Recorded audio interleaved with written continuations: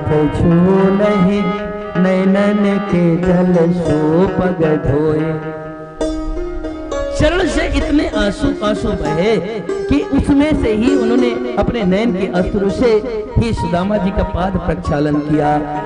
हाय महा दुख पाए सखा, तुम आए इतना किते दिन खोए। देखी सुदामा के दीन दशा, करुणा करके करुणा निधि रोए। रोते जा रहे हैं।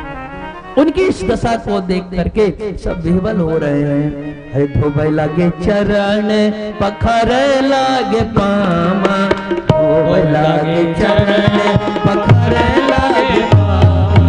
सोने के पंखा डोला में सत्य भामा, सोने के पंखा डोला में सत्य भामा। ईशा में सुंदर से मिलने सुदामा, सुंदर से मिले सुदामा। गाते चले मन में हरे कृष्ण रामा, गाते चले मन में हरे कृष्ण रामा। दोनों मित्र आपस में बात नहीं कर पा रहे थे, समाज लगा संकोच है। तो जो हस्तदंत से निर्मित दुग्ध फेन से सुकोमल से जिस पर रुक्मिणी मैया के साथ भगवान निवास करते थे, वहां पर ले जाकर के सुदामा जी को बिठाया। ब्राह्मण देव चरण दबा रहे हैं। अपि ब्राह्मण गुरुकुल की बात हो रही है। फिर चने की भी बात हो गई, और उस चने की बात होने के बाद में जो 4 मुट्ठी चावल था दबा के रखा था, भगवान से क्या छुपा है। भगवान ने पूछा, भैया तुम्हारा विवाह हो गया क्या? सुदामा जी ने कहा, हाँ भैया मेरा विवाह हो गया। तुम्हारी भाभी जैसा नाम जथा नाम तथा गुण है, जैसा सुशीला नाम है वैसे गुण है। अच्छा, तो भाभी ने कुछ भिजवाया है कि नहीं भिजवाया है? सुदामा जी इतना संकोच कर रहे हैं महाराजा धीराज को, ये चावल वाला क्या दो चावल। भगवान ने कहा, मित्र अभी भी तुम्हारी आदत नहीं सुधर रही है, मेरे स्वभाव को नहीं जानते क्या? भवन मकान दुकान देखकर क्या करेंगे? हमको तो पत्रम पुष्पम फलम तोयम योमे भक्त प्रेक्षति। भक्त प्रेम के साथ पत्र पुष्प कुछ भी समर्पित कर दे, हम उसको ग्रहण कर ही लेते हैं। आप कुछ भी दे दो। फिर भी सुदामा जी नहीं छोड़ पाए। तो भगवान ने कहा, भैया जब से आए हो इस हाथ को बहुत देर से दबा के रखे हो, लाओ दबा देते हैं हाथ। सुदामा जी ने कहा, नहीं नहीं भैया रहने दो। पर कन्हैया मानने वाले कहाँ थे? हाथ दबाते दबाते झटके से जैसे चावल की पुतली निकली और चावल बिखर गया। भगवान ने एक मुट्ठी चावल पाया और प्रसाद के रूप में, ये है भगवान। आजकल लोग 100 रुपए देते हैं तो 3 बार दिखाते हैं। मेरा भगवान जब देता है, हम 2 हाथ से देते हैं, भगवान 1000 हाथ से देते हैं। इसीलिए कहते हैं ना, जैसे यही सुगन श्याम कहावत, किसान सोता रहता है, मेघ रात को बरस करके पूरा खेत लबालब भर देते हैं, पता नहीं चलता किसान को, सुबह देखता खेत भरे हुए हैं। ऐसे भगवान हमको आपको जब देते हैं ना, तुझे देते नहीं देखा मगर झोली भरी देखी। भगवान जिसको देते हैं ना, उसको पता भी नहीं चलता कि भगवान ने दे दिया है। वो माला माल अपने को धनवान बन करके घूमने लगता है। यही तो मेरे भगवान की अदा है साहब। एक मुट्ठी चावल पा करके उन्होंने त्रैलोक, एक लोक की संपत्ति दे दिया, पर सुदामा को बगल में है पता ही नहीं चला। दूसरा लोग देने के लिए ताबत छीन रहे हंसते। रुक्मिणी जी ने हाथ को पकड़ लिया, तो सुदामा थोड़ी आपको बनना है। इसके बाद में दोनों मित्र आपस में बात किए, जाने लगे। तो फूटी कौड़ी कन्हैया ने कुछ नहीं दिया। अच्छा भैया चल रहे हैं, तो ठीक है भैया आते जाते रहना। तो चल दिए। अरे आपके भाभी ने एक संदेश दिया है। हाँ हाँ भाभी का संदेश सुना दो। तो सुना दिया सुदामा जी ने।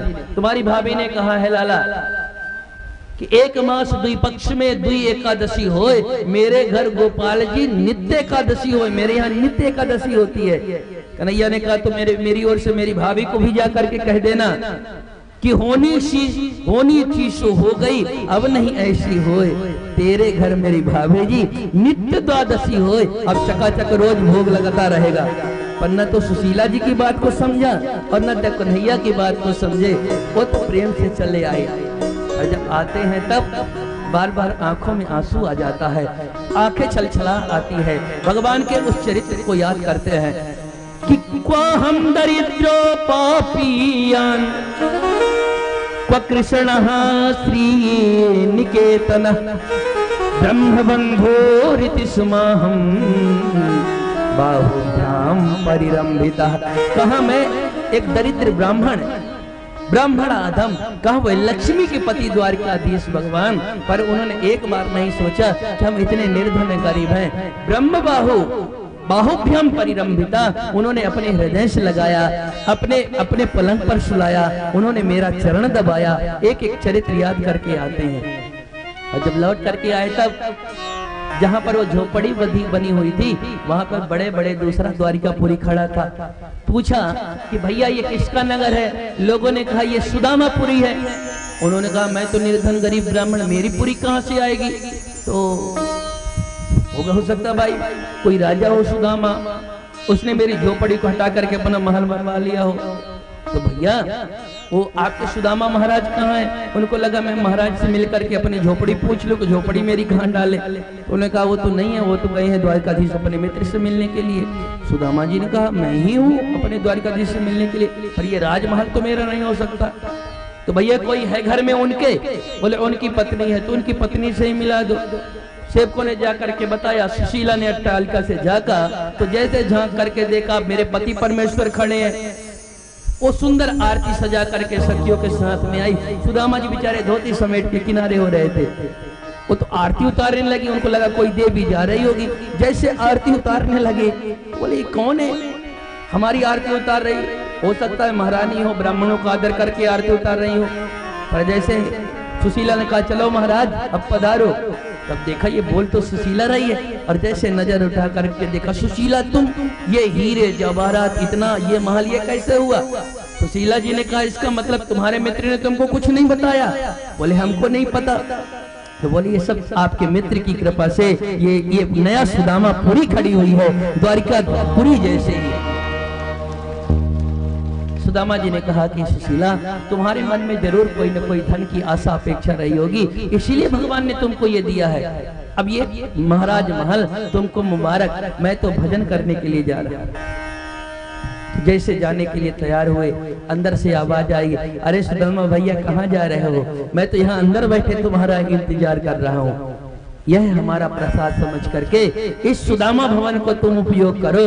तुम जैसा तितिक्षावान भक्त को ब्रह्मा का पद पा करके भी मोह नहीं हो सकता। यह तो छोटा सा भवन है, इसलिए यही रह करके भजन करो। मैं भी तुम्हारे साथ यहाँ हूँ, तुमको यहाँ से कहीं जाने की जरूरत नहीं है। तब सुदामा जी उस भवन में रहना शुरू किया। भक्त क्या चाहता है? यही तो चाहता है। दो कड़ी सुन लो, फिर इसके बाद में संक्षिप्त में कथा का उपसंहार। मांगा है